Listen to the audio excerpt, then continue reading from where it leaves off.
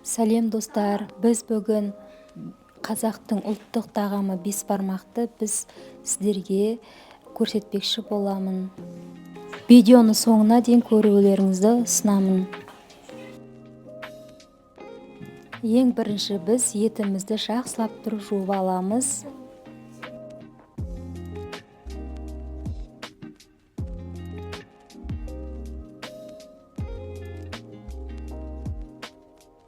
Біз ыдысымызға мұздай суды құйып аламыз да, жуылған етімізді үстіне саламыз.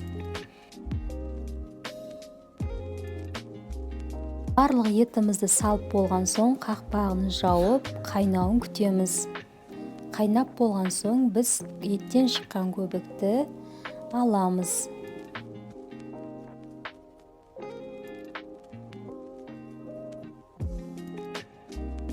Көбігін жақсылап тұрып алу керек, өйткені қамырға жабысып қалуы мүмкін. Қайнап жатқан сорпаның үстіне біз сәбіз, картоп, пияз, асқабақ, шалғам, өздеріңіздің талғамдауыңызға қарай салуларыңызға болады. Ал тұздыққа келсек, пиязды біз ұсақтап тураймыз, ұзын-ұзынша етіп, біз оның үстіне майды құйып тұндырамыз. Пісіп болған біз картопымызды, сәбізімізді бөлек алып қоямыз. Осылай сорпасын біз 2 сағат қайнатамыз, ет піскенше. Бесбармақтың қамыры туралы қалай дайындалады, қалай сақталады, сол туралы мен алдыңғы видеоларымда бар. Сол видеоларымнан көріп алуларыңызға болады.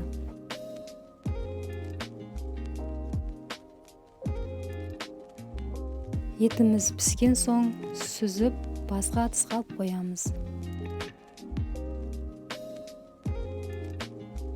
Етін алып болған соң суын дұрыстап, біз үстіне қамыр саламыз да, енді етімізді саламыз.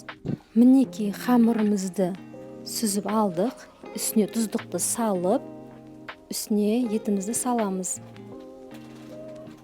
Мінекей бешбармағымыз дайын болды. Мінекей өте күшті, өте дәмді ас болсын. Егер біздің канал сіздерге ұнап жатса, бізге тіркеліп, лайк басып, қоңырау шалып кеттіңіздер.